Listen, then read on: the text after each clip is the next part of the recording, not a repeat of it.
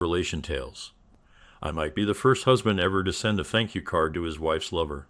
Yes, you heard that right, and I really did it. I usually don't get sick, but a bad flu was going around at work. One Tuesday morning, I was feeling awful and coughing a lot, so my boss sent me home to avoid spreading it. It was around noon, and I thought my wife, Emma, could take care of me, maybe make some chicken soup, check my temperature, and fuss over me a bit before putting me to bed.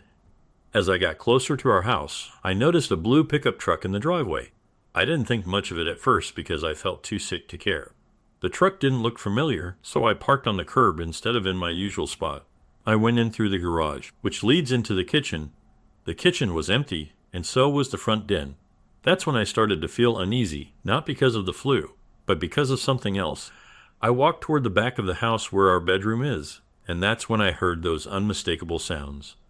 The kind you hear when someone's having an affair. I quietly crept toward the door, which was slightly ajar, and took a peek inside. And sure enough, there was Emma with some tall, lanky guy I'd never seen before, and she looked like she was having the time of her life. My reaction was kind of strange. Part of me wanted to barge in and put a stop to their little party, but another part of me just felt numb. I should mention right now that I wasn't turned on by this. When you've loved someone, as long as I'd loved Emma, seeing them cheat on you is the last thing that would excite you. If you're a normal person, that is. And I've always taken fidelity seriously. In that moment, something clicked for me. A flash of clarity where I could suddenly see my future laid out in front of me. I made a decision right then and there that my life was going to change for the better. I pulled out my cell phone, pushed the door open, turned on the camera, and snapped about 4 good shots of the shocked pair, with solid proof of Emma's infidelity and her lover's involvement. I turned on my heel and walked out of the house the same way I'd come in. On my way through the garage, I grabbed a screwdriver and, without much thought, jabbed it into 2 of the tires on the jerk's truck, making sure to leave some big nasty holes. I know it was petty, but it was the least I could do. Then I got into my car and drove off, but not before jotting down the license plate number of the pickup. It was the first day of the rest of my life. As I drove around aimlessly, I started processing what I'd just witnessed and realized it had probably been going on for a while. I didn't know how long Emma had been cheating on me, whether this guy was the first or just another in a series, but the truth was, I didn't really care. I suppose I should give a bit of background at this point. My name is James Miller, and when this story took place, I was 40 years old and had been married to Emma for exactly half of that time. Once upon a time, we were deeply in love. It was almost like love at first sight. We met not long after I finished college and started working for a big tech company in a mid-sized city in the Midwest. I grew up in northern Colorado and had always hoped to find work closer to the mountains, where I used to camp every year as a kid. But Emma was from the city where we ended up spending our entire married life. I honestly can't pinpoint the exact moment when my marriage started to go downhill. It was a slow decline, something an outsider might not notice, but I felt it deep down as things neared the end. We all have our dreams. Mine was to live in the mountains and write a great American novel. I think Emma's dream was simpler. She just wanted to marry someone and raise a family in her hometown. But dreams don't always work out. They often fall apart when they meet reality. My reality was being stuck in a bland Midwestern town, writing computer programs for the same company I started with right out of college. I climbed a little on the corporate ladder, but then I got stuck while more ambitious people passed me by. Part of my problem was that I refused to cut corners. I was a perfectionist in my work and had no patience for people who took shortcuts. Another part of my problem was that I got so good at my specific job that the company saw me as too important to move. So, while I missed out on promotions, I did get regular raises and occasional bonuses. I also had a pretty laid-back personality. I was content to go with the flow, and that attitude carried over into my marriage too. Now, don't get me wrong. Emma was an attractive woman with dark brown hair and a curvy figure, and I always loved her. She didn't quite lose all the weight from having our 2 kids, but I still found her attractive, and apparently so did someone else. We bought a house shortly after we got married. It was in a decent neighborhood, though not the fancy Grant district. The house was built in the 1970s, and a lot of things hadn't been updated, so we slowly replaced one appliance after another without any real plan. We were always fixing or patching something. We talked about buying something better, but after refinancing the mortgage a couple of times to cover loans, we realized we couldn't afford to sell it. What we'd need to pay off the loan and buy a better place was more than the house was worth. We could have sold it for less to someone looking for a fixer-upper. But that wouldn't have solved the problem of finding a better place we could afford. And then there were the issues with our kids. 3 years into our marriage, we had a son, Brian. 4 years later, our daughter Jessica was born. These kids were the perfect examples of why some animals in the wild end up eating their young. I tried to be the disciplinarian as much as I could, but Emma's idea of discipline was to just give them whatever they wanted, and she never let me punish them for anything they did wrong. The consequences were pretty severe. Brian turned out lazy, disrespectful, and a total slob. Jessica was a bundle of nerves, a neurotic mess. They figured out early on how to play Emma and me against each other to get their way, and by the time they were teenagers, we had completely lost control of them. Brian was on the verge of losing his 6th minimum wage job since barely scraping through high school. It seems employers expect their workers to show up on time and not look like they just rolled out of bed. He was living in a rundown house in town with 3 of his lazy friends, and I was pretty sure he was smoking pot and drinking a lot.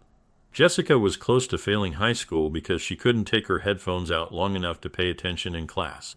She was also dating a sketchy college guy covered in tattoos from his wrists to his shoulders. Emma was a nurse, and at some point in her career, she decided she liked working the night shift. So, on the days she worked, I'd get home around 5:30, we'd sometimes have dinner together, and then she'd leave for work around 6:15. Because of our different schedules, we started spending less and less time together. And our relationship started to wither away. Sure, we'd make time for each other maybe once or twice a month, usually on a weekend afternoon when she wasn't working. It was okay.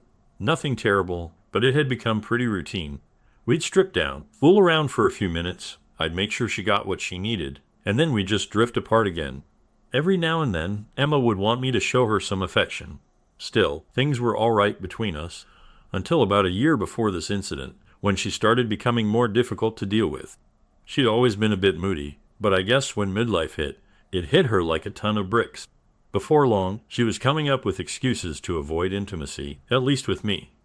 Sometimes it was a headache. Sometimes she was just too tired, or she'd head to bed way before I was ready, and on it went. She was also constantly finding fault with something I did or didn't do. Looking back now, the signs were all there, but I just didn't see them. There were times I'd call the house during the day when I knew she should be up and about, but no one would answer.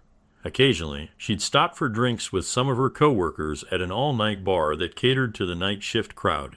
A few times she'd come home on weekends after working and immediately start a load of laundry, like she was trying to wash something before I could notice. Everything pointed to Emma's infidelity, but like I said, it really didn't matter. So let's recap. I was stuck in a dead-end job in a town that was going nowhere. I was living in an overpriced, run-down house. My love life was non-existent. My difficult wife was cheating on me, and my kids were turning into delinquents. What would you do? Probably exactly what I did. The very first thing I did was head over to the walk-in clinic to get checked out for my flu. I got a steroid shot and a prescription for antibiotics. Feeling a bit better, I went to the local superstore to get my prescription filled and pick up a few things I'd need. Toiletries, a hot plate, a small pot, some soup, and sodas. Then I drove clear across town and got myself a motel room. I'd stopped by the bank on my way to the store and withdrew some cash to cover the cost of staying somewhere for a couple of days. Once I was settled in, I sat down and wrote out a plan for the next few days while I heated up a can of soup. I ate as much as I could manage, put the rest in the mini fridge, crawled into bed, and crashed. It was dark when I woke up, and for a moment, I was a bit disoriented until I remembered where I was and why I was there. I was still weak from the flu, and really out of it. It took me 2 days, between being sick and the shock of seeing Emma like that, to really process what had happened. I warmed up the leftover soup, drank a soda, watched a football game on TV, and then went back to bed. I did check my cell phone and saw a dozen missed calls from Emma. I smiled to myself at that. Let her worry, I thought. The next morning, I woke up feeling a bit better. The first thing I did was call the office to let them know I wouldn't be coming in. My boss's secretary answered, and after I explained why I was calling, she mentioned that Emma had been calling all afternoon trying to find me. She did, I replied. If she calls again today, and I'm sure she will just tell her I've called in sick and won't be in. That should at least get her off your back. James, where are you? She asked. I responded, let me put it this way and see if you can figure it out. I'm not at home, okay? Then I hung up. I thought I made it pretty clear that I no longer saw that place as my home. I'd thought a lot about my next steps, and the more I considered them, the more they made sense to me. Honestly, I couldn't even be angry at Emma. It was pretty clear she didn't want to be married to me anymore. For whatever reason, she was after something I couldn't provide, whatever that might be. And I wasn't about to stand in her way. If she wanted to be with other men, fine, I'd give her the freedom to do that, and in turn, free myself as well. But there was still some unfinished business. There were going to be consequences for both Emma and her lover. Nothing too severe, but consequences all the same. The first thing I did was call the motor vehicle department, pretending that I was interested in buying a pickup truck, but had lost the owner's phone number. All I had was the license plate number, along with the make, model, and color of the truck. The friendly woman on the other end of the line cheerfully provided me with the man's name and address.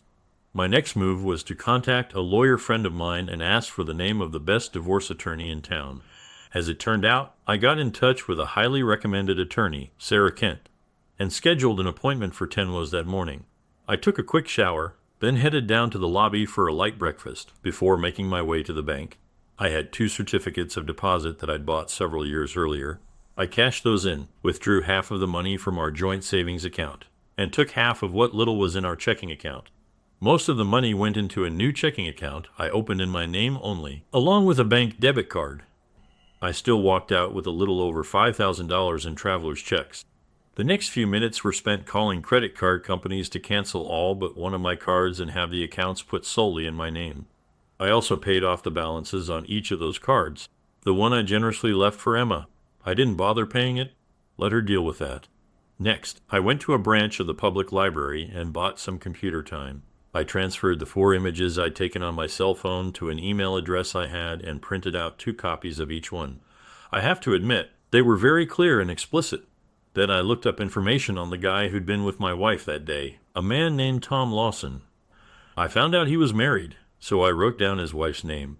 I attached a copy of the pictures with a note explaining how she could contact me for more details, and put them in an envelope addressed to her. After that, I went to the post office, bought some stamps, and mailed it off. Then it was time for my appointment with Sarah Kent, the attorney. I told her what I had done and what my plans were, and she just nodded. But when I showed her the pictures, her first response was cautious. "Divorce seems like a big step on such short notice," she said. "Are you sure you don't want to try and work things out?" "What's there to work out?" I replied. "My wife has a lover," I said, "and I'm not interested in standing in the way of true love. I've got places I want to go and things I want to do with my life, and staying here with a cheating wife isn't part of that plan." In the end, I agreed to a 90-day legal separation. The divorce papers were prepared, and if after 3 months I still wanted to end the marriage, the papers would be filed, and Emma would be served. The attorney then asked, "If you go ahead with the divorce, what kind of settlement are you looking for?" "I've already taken half of the cash from our bank accounts," I said. "She's got a 403B from her job, and she can keep that, but she won't be getting any of my 401K either. She can have the house since the mortgage is in her name anyway, but if she sells it, I want half of the proceeds from the sale." "All right, Mr. Miller, that seems to cover everything," Sarah said. "I'll look forward to hearing from you in about 3 months. My last stop for the day was at the office, but not to work. I headed straight to the Human Resources Department to inquire about taking early retirement. After 22 years with the company, I had built up a decent retirement fund. They told me I could start drawing on my retirement pension when I turned 60, which was still 18 years away. I frowned at that, but perked up when I asked about cashing in my 401K. The HR lady strongly advised against it because of the hefty tax penalties I'd face. If I chose to, I could cash out immediately and walk away with around $70,000. I thanked her and headed back to my motel. I was exhausted, and after whipping up another pot of chicken soup, I crashed for nearly 7 hours. When I woke up, it was after midnight, and I knew I was about to face the hardest part of my plan, going back to the house to collect my things. Emma was supposed to be at work, but I wasn't sure if she'd actually gone in. As it turned out, she hadn't. She was sound asleep when I quietly slipped into the house, which was completely silent. Apparently Brian was so worried about where I was that he went out like he always did on Friday night. I wondered if the kids would even notice when I was gone. Probably not. The first thing I did was gather what I needed from the garage: tools, camping gear, and other useful stuff. I went into the little office area, grabbed my laptop, plugged it in, downloaded some files from the home PC onto it, then carried it to my vehicle. I had a couple of boxes with me, which I filled with CDs, a portable player, a bunch of books, and some mementos that meant something to me, though none of Emma. After loading that up in my vehicle, I grabbed some suitcases and quietly walked into my former bedroom. I was about halfway through packing when I heard a small gasp behind me. Then I heard Emma's voice. "I've been worried sick about you." "Have you now?" I said, trying to keep my anger in check. "What are you doing?" Emma asked. "What does it look like I'm doing?" I replied with heavy sarcasm. "Packing," Emma said, her voice shaking. "Give the lady a gold star for noticing," I said. "James, I'm so sorry," she began. "Emma, I don't want to hear your excuses or apologies," I cut her off. "It doesn't matter why, how, or even who, though I do know who. You want to love someone else. Fine. I'm giving you the freedom to do that." "But I don't love him," she began. "I love you. I don't want him. I want you." "Could have fooled me," I said in a bitter tone. "Sure sounded like you wanted him pretty badly yesterday afternoon. Let me see if I can remember the exact words." Oh, God, screw me. Wasn't that it? Emma buried her face in her hands, sobbing uncontrollably. I looked at her with a level gaze. Whatever brief flash of anger I had was gone, replaced by apathy. No, not apathy. More like disdain. Maybe a bit of disgust? Sure. But mostly, I realized that the strongest thing I was feeling was emptiness. I realized in that moment that I didn't have any feelings for her at all. I just didn't care anymore. I finished packing while she cried into her pillow. It wasn't until I started out the bedroom door with the suitcases that she jumped off the bed and tried to stop me. "Wait," Emma cried. "Don't leave me. James, please." "Can't we work this out? Please, I'm sorry. It was nothing. Just a mistake," she pleaded. I just looked at her silently as I carefully pulled away from her desperate grip and walked toward the front of the house. Emma followed me, sobbing uncontrollably.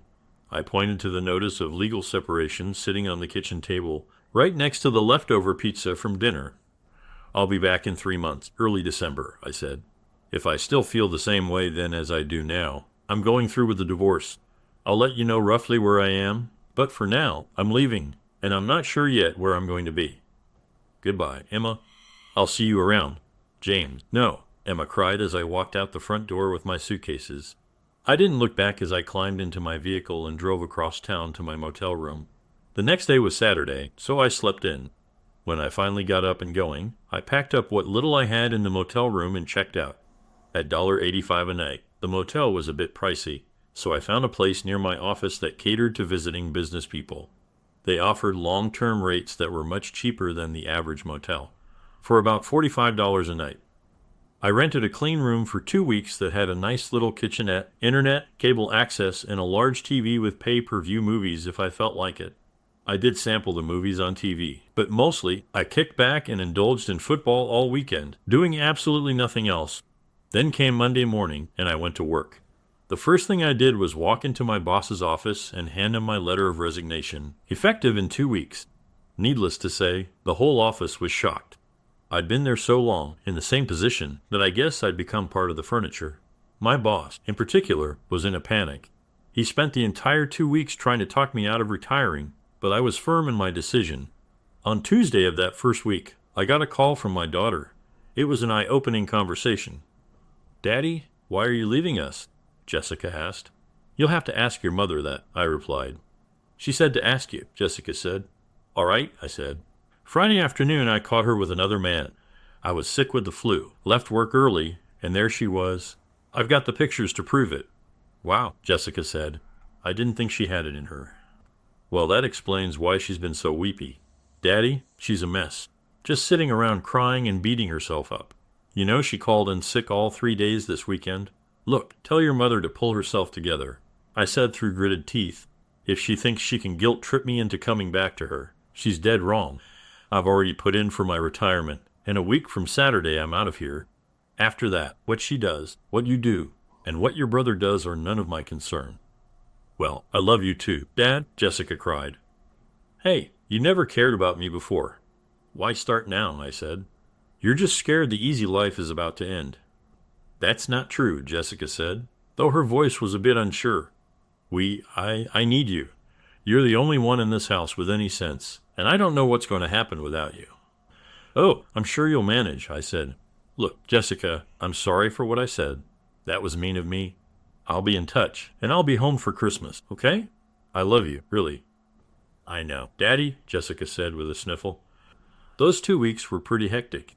Emma tried calling countless times, but after I hung up on her a few times, she got the message that I wasn't interested in talking. Some of her friends from work tried to convince me to at least see her, but I refused, and I wasn't exactly polite about it. Turns out Tom Lawson was a nurse up in the same unit where Emma worked, and they'd been seeing each other for about 6 months. Most people I talked to thought he was the only one she'd been with, but no one knew for sure. I made it clear to all of them how much I appreciated them letting me know what my wife had been up to behind my back. After that, they didn't have much to say. In the middle of the first week, I got a call from Tom Lawson's wife. Apparently Emma wasn't the first person, married or otherwise, that he'd messed around with. But Emma was going to be the last, at least while he was still married to her, because I'd finally given her the solid proof she needed to kick him out. Funny thing though, I never heard from Tom. Neither about Emma nor about his ruined tires. I had a lot to wrap up before leaving work for good. I had to train someone who could manage my job until they found a full-time replacement. I had to get my 10-year-old car serviced. I needed to find a broker who could set up my 401k in a private account. And I had to work with HR on my severance pay and cashing in my remaining sick days. Most of my downtime was spent watching TV, messing around on my laptop, or shopping for things I'd need once I left town. I also visited a few friends, all of whom were shocked that Emma would cheat on me. Before I knew it, the second Friday had arrived, my last day of work, and with it came a small sense of regret. I'd put in 22 years at that company and had made a lot of friends there. At lunch that day, my boss called our department together and they threw a small retirement party for me. That's when I finally lost my composure. I tried to say a few words of thanks, but ended up breaking down and crying for the first time in years. I cried not just because I was leaving, but also because of the circumstances that led me to decide to retire. I'd been so busy the past 2 weeks that I hadn't really processed Emma's betrayal. Seeing my colleagues gathered for me just pushed me over the edge. But I recovered quickly, especially when Anna Cooper came over and invited me to an after-work get-together with a few people at a local bar. I said yes, even though I made it clear that I don't drink. Anna was a fellow computer geek, but she was also very attractive. She was in her early 30s, a tall blonde, divorced, with a 10-year-old daughter who was spending the weekend with her dad. And as she mentioned that she gave me a rather sultry look. I'll admit, it threw me off a bit. I'm not bad looking. In fact, I look younger than my years, but I've never considered myself much of a ladies' man, or at least I didn't think I was. I'm a bit shorter than average, about 5'9". I wear glasses, have a bit of a belly, and while I'm not out of shape, I'm no gym enthusiast either, but I was about to discover that I had more appeal than I ever realized. There were 7 of us, 3 women and 2 men besides Anna and myself, and for once in my life, I was the center of attention. We sat around for hours, them drinking beer while I sipped on tea, sharing stories about the plant, the town, and each other. Amid the fun, we took a break for dinner. As the evening wore on, I found myself sitting next to Anna, and it became pretty clear that she was flirting with me. She sat close, touching my thigh or my arm now and then. I couldn't quite tell if she was just tipsy or if she really meant it. Finally, around 9 miles, people began heading out. I wanted to get an early start the next day, so I got up to leave. Then I looked at Anna and realized she probably shouldn't drive herself home, so I offered her a ride. After receiving hugs and handshakes wishing me well, I walked Anna out to my vehicle. Once we were inside, she scooted close to me, put her hand on my thigh and gave me a smoldering look. "I'm not really that drunk," Anna said. "I just wanted you to give me a ride, and not home either. So, where do you want me to take you?" I asked, playing dumb on purpose. "Take me to your motel," she said. Then she pulled my face toward hers and kissed me hard and deep. "Anna, you don't have to do this," I said when we broke apart. Yeah, I'm lonely, but I don't want any sympathy. Sympathy's got nothing to do with it," she replied. "James, I've had a crush on you ever since I started working here, and now I finally have a chance. I'm not letting it slip by." "You've had a crush on me," I said, surprised. "Come on, Anna, look at me. I'm a middle-aged guy with gray hair. First off, you're not old. Your gray hair makes you look distinguished. Second, you're very handsome. And third, you're one of the nicest men I know. You're one of the few guys in that building who's never hit on me, or any of the other women for that matter. Trust me, we've noticed. You've always been a gentleman." "I've always been a gentleman," I echoed with a hint of bitterness. Look, you're heading out tomorrow, and you deserve some TLC before you go, Anna said. So, are you going to take me back to your motel and spend some time with me or not? I laughed then and started up my vehicle. The truth is, I'd had plenty of fantasies about Anna Cooper, but I always thought she was out of my league. Besides, I was a married man who believed in fidelity. Technically, I still was married, but with a legal separation in place, I knew in my heart that my marriage was over. Anna Cooper was offering me her company, and I'd be damned if I was going to pass it up. The moment the door to my room closed, we were all over each other, kissing passionately, our hands exploring each other's bodies. In no time, I was admiring Anna's slender figure as she leaned back on the bed. We spent the evening talking, sharing stories, and enjoying each other's company. It was different, though. Anna was far more enthusiastic and engaged than Emma had ever been with me. We held each other, working together to find mutual pleasure. I could see the enjoyment on Anna's face. I collapsed onto the bed and watched as she sat up. Then she softly said, "Thanks." Emma would never let me do that, I replied. She thought it was demeaning. I can understand why some women might feel that way, Anna said, but personally, I love it. We lay back on the bed, resting. We spent the rest of the night talking and connecting on a deeper level. Eventually, we fell asleep together. We woke up to the pale light of dawn filtering through the drapes, then got up, showered, and dressed. Anna helped me pack, and then I checked out and drove her back to where her car was parked. Before she left, she gave me a gentle kiss and looked into my eyes.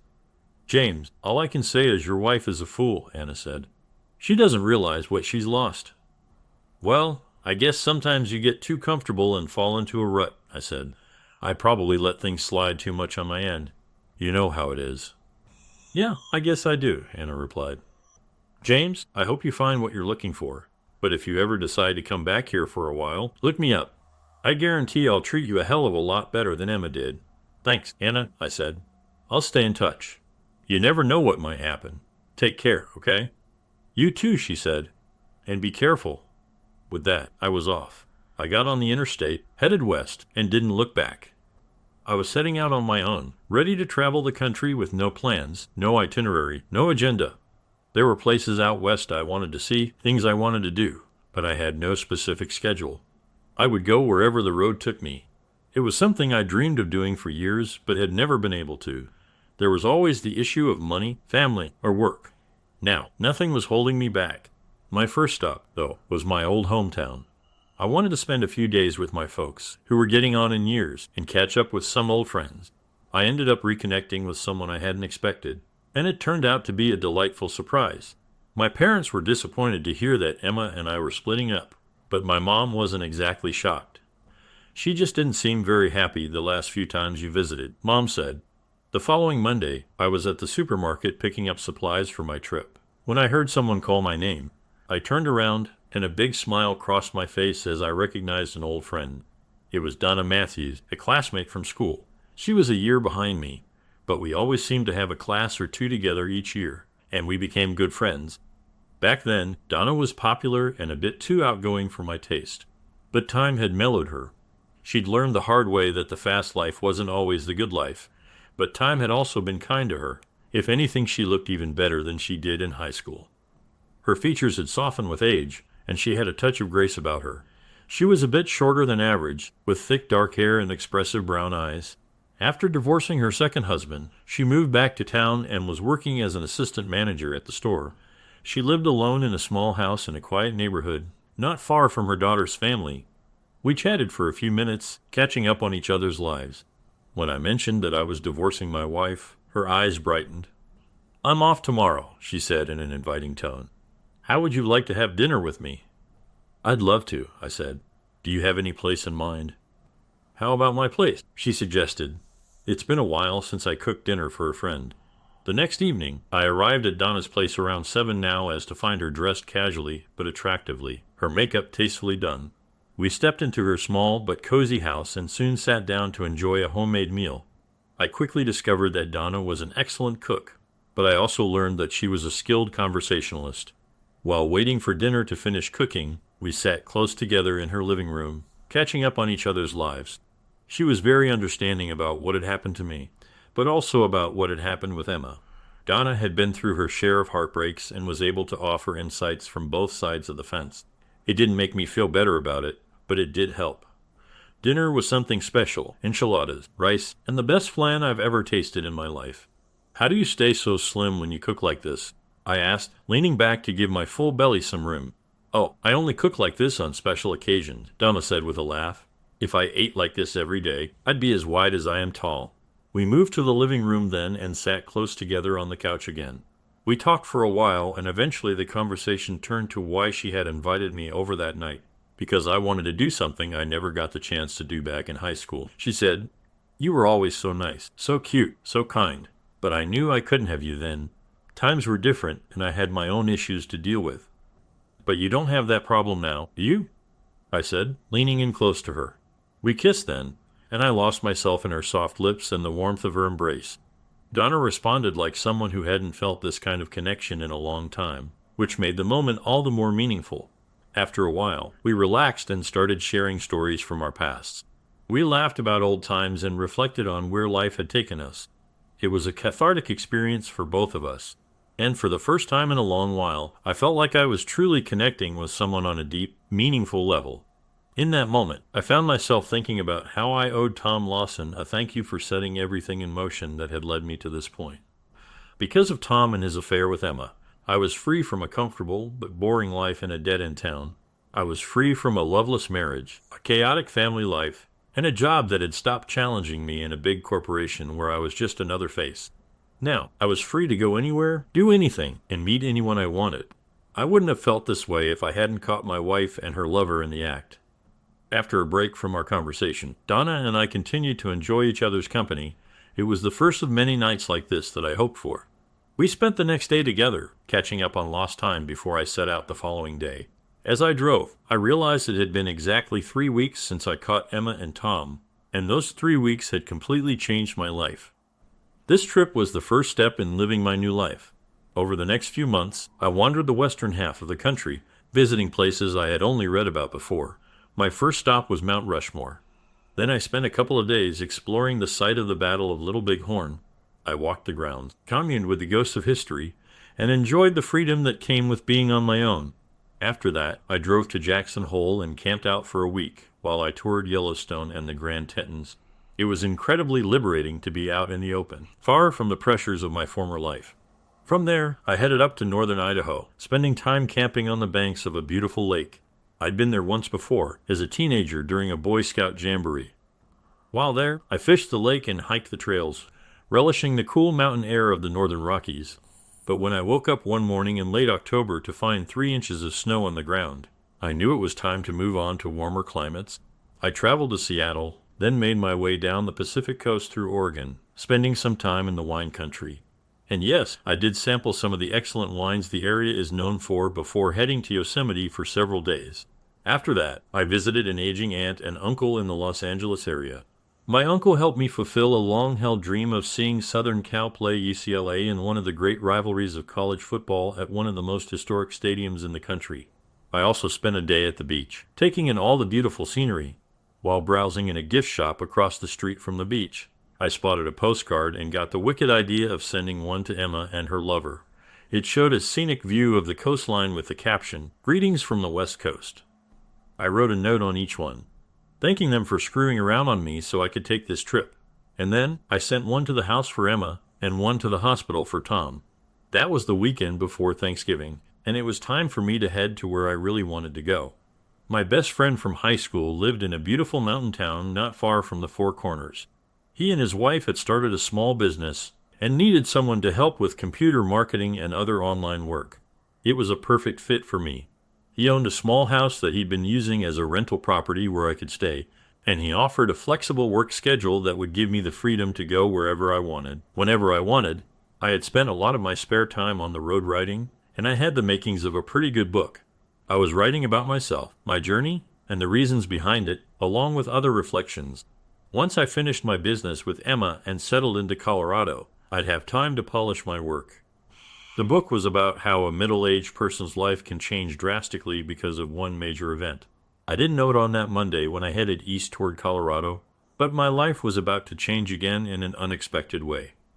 I had been in Durango for a few days when Chris, my friend Kyle's wife, mentioned she had invited a friend to join us for Thanksgiving dinner. This woman lived alone and didn't socialize much, but Chris didn't like the idea of someone being alone on Thanksgiving, so she extended the invitation, and it was accepted. It's funny how life can change with small decisions like that. Maybe I would have met Maureen O'Brien eventually after moving to Durango, but who knows what might have happened in the meantime. She might have moved on or someone else might have come along. All I know is that when Maureen walked through the door of Kyle and Chris's house, my stomach did a little flip, and by the end of the day, I was determined to make her mine. Maureen was a woman in her mid-30s, quite tall at nearly 6 feet, and slender but not too thin. She had a pale complexion speckled with freckles, flaming red hair cut very short, and soft green eyes that were an enchanting mix of mischief and sadness. When she spoke, her voice was like a melody of warmth and kindness. Yes, she was a full-blooded native of Ireland, who had come to the States with an Irish dance. She moved to Durango about a year earlier after breaking off an engagement just 2 days before the wedding. It seemed she had caught her fiancé at his bachelor party in the act of making a mistake. She hadn't intended to crash his party, but she and a couple of her girlfriends were on their way to breakfast after their hen party, when they happened to pass a strip club and saw her fiancé, Giih, and his group coming out. One of the girls from the club was wrapped around her betrothed, so she decided to follow them to see what would happen. It turned out to be an emotionally scarring event. One more blow in a life that had seen plenty of them. Her father had been an alcoholic who beat her mother until they fled him when Marin was 15, after he had started beating on her as well. Even then, she said, her father stalked them relentlessly until the police finally stepped in, and he was charged and convicted of spousal abuse. Later, she was assaulted while on holiday in London at 22, and she had her heart broken several times after that, culminating in her fiancé Giih's betrayal. I think the reason Marin and I hit it off so well was that we both knew what betrayal felt like. During my weeks of traveling, I'd spent a lot of time thinking about Emma and what she'd done. I couldn't reconcile her claims of love for me with the image of her in bed with another man. She had betrayed me in our marriage, and I was left in the dark as to why. I kept telling myself that I didn't care, but deep down, that wasn't entirely true. I did care. I wanted to understand what had happened to the love we once shared, why Emma had felt justified in taking a lover on the side. Knowing how much fidelity meant to me, I stayed in touch with what was happening back home, mostly through emails with Jessica, who seemed to have decided at this late stage to repair our relationship. She was clearly worried about Michael, who had indeed lost his job and was now pleading with Emma to let him move back in. I spoke to Emma a couple of times, briefly, but whenever she started to get emotional or tried to apologize, I cut her off. I did promise that I would sit down and listen to her when I got back. It wasn't going to change anything, but I wanted to hear her side. Nothing was going to change my mind. By that point, I had made up my mind about what I wanted, and I wanted to live in Durango. So I spent 3 weeks getting settled in my new home, helping Kyle and Chris with their business, and spending a lot of time with Maureen. We talked a lot and had deep conversations on Thanksgiving night, which surprised and delighted Chris. When I walked Maureen to her car, we looked at each other and shared a kiss. It wasn't a passionate kiss, but it was full of promise. Over the next 3 weeks, before I went back home, or rather, to my soon-to-be former home, we went on about a dozen dates and grew closer. I knew I had to be careful because of Maureen's past. She had been hurt before and was cautious about getting hurt again, but the more I got to know her, the more I saw that, despite her history, she was a genuine and caring person. She was warm, had a great sense of humor, and a joy for life that was contagious. Waiting was tough because the more time I spent with Maureen, the more I wanted to be with her. She was so kind and thoughtful, and yes, so vulnerable. But I understood her need to be cautious, and I respected her desire to take things slow. My patience was rewarded the weekend before I was scheduled to head back to finish things with Emma. Kyle and Chris wanted me to get a real taste of Colorado, so they planned a 4-day ski trip. There's a nice ski resort right outside Durango, and Purgatory is close by, but they wanted me to experience the full ski adventure. They pulled some strings with a friend in real estate, who helped us get a great 2-bedroom condo in Telluride, about 70 miles away. I was having dinner with Maureen one night a few days before we were supposed to leave when the trip came up, and she asked what she should pack. I just stared at her, and she gave me a knowing smile. "You knew I was going, didn't you?" she said. "I was hoping, but I wasn't sure if it was my place to invite you," I said. "You know the condo only has 2 bedrooms, and that's a problem." "How?" she said, smiling a little wider. "Are you sure?" I asked, taking her hands and looking deep into her eyes. Very sure, she said. I knew you were the one I've been looking for all my life the first time I met you. I know you follow your heart. You're a good man, James, and you deserve to be happy. She definitely did. We drove up to Telluride on a cold, clear Thursday morning. The early winter snows had been heavy in the high country, so we expected good skiing, and we weren't disappointed. I had been skiing once before, long ago, when a group of us from college spent a week at Vail. Morin had only been once before, the previous season, with Kyle and Chris. Given our limited experience, Morin and I decided to take the one-day ski school that was recommended before we tackled the slopes on our own. After learning the basics, we had an absolute blast going up and down the mountain. We wisely stayed away from the black slopes, the expert trails, but we did try a few of the blue trails, the intermediate slopes, and found we could handle them with a fair bit of skill. It was exciting to spend time on the mountain with someone I was starting to care about a lot. I wasn't sure if it was love or if she felt the same way, but we liked each other a lot and enjoyed being together. We ended the first day feeling sore and tired, but it was the good kind of tired that comes from having a great time. The four of us went to a nice, reasonably priced restaurant for dinner, where we celebrated our quickly growing friendship. When we got back to the condo, I took a shower and then relaxed on the big bed with a book I'd been reading, while Morin took a long bath. I thought about joining her, but decided to wait and let her make the first move. I was glad I did. She came into the bedroom smelling like flowers, wrapped in a long, comfy robe, and smiled at me. Slowly, she untied the sash of the robe and let it fall open. "See anything you like?" she asked, her soft Irish brogue sounding ever so sweet. I just nodded, admiring Morin's tall, graceful figure. My God, she was beautiful. With a warm smile and a gentle demeanor that put me completely at ease, I rolled off the bed and walked up to her, letting my hands gently caress her arms as we came together and kissed slowly, with a tenderness that was steadily growing. It felt like we were in a world of our own as I softly slid my hands over her shoulders while she pulled me closer.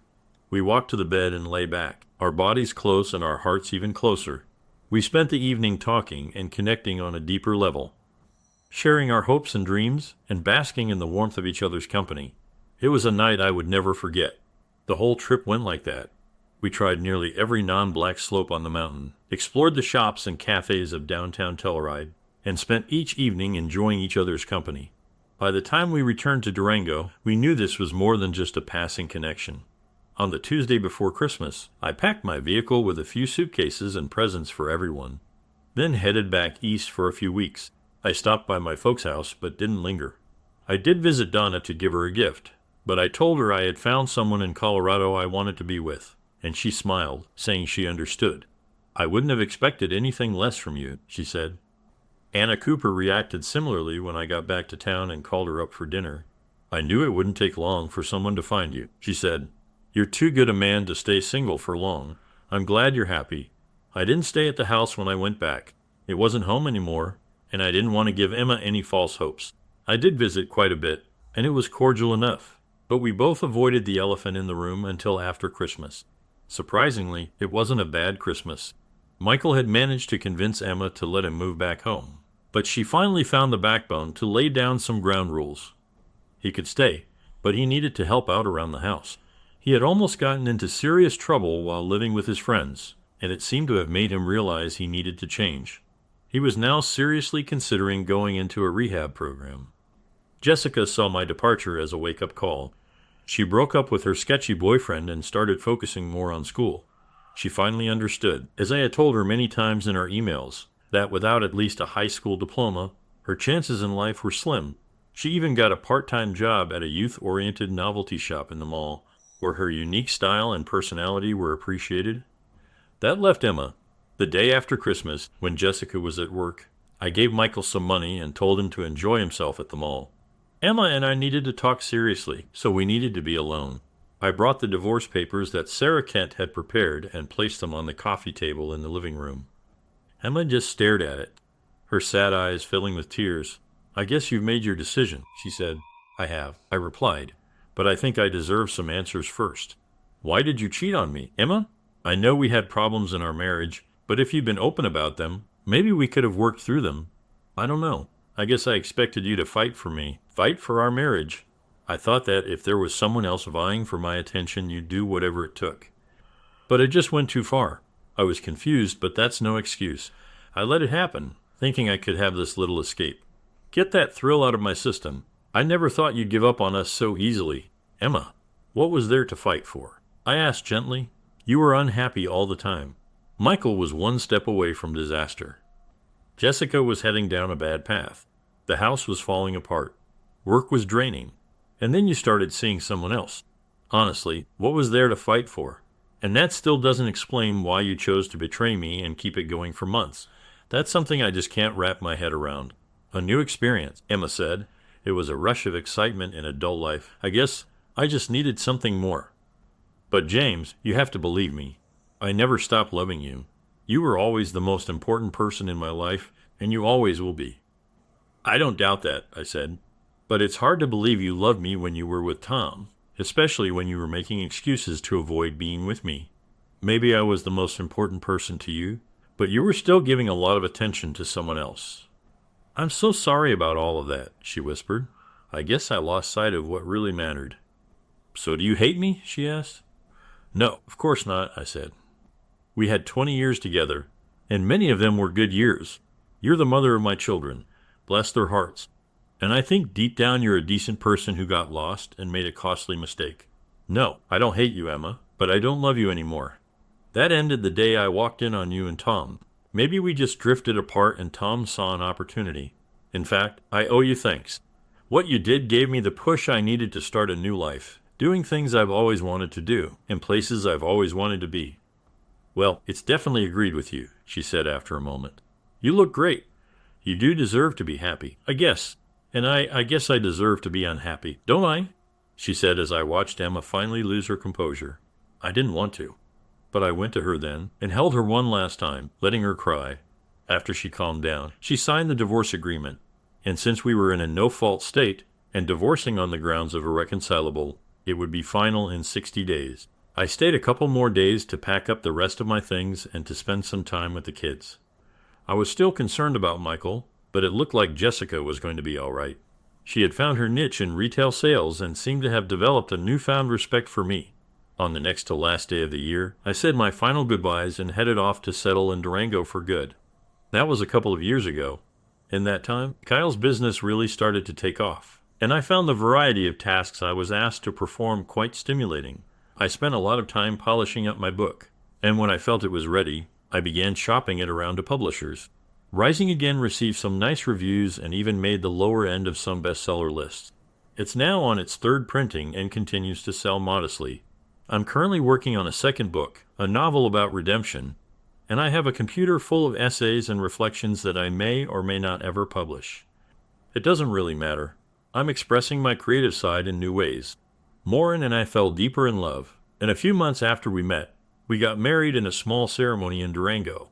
Jessica came to the wedding, and she and Morin became close friends. Jessica was promoted to manager at the store where she worked and seems to be doing well. Michael is getting help for his issues, and we've stayed friends, mostly talking about how to support him. His struggles have been tough, but we're hopeful he'll find his way. Some people say betrayal is devastating and can destroy lives, and in some ways, that's true. It definitely destroyed my old life. But from that betrayal, something much better has come out for me. I'm living the life I always dreamed of when I was younger, in a place I always wanted to be. That wouldn't have happened if I had stayed married to Emma.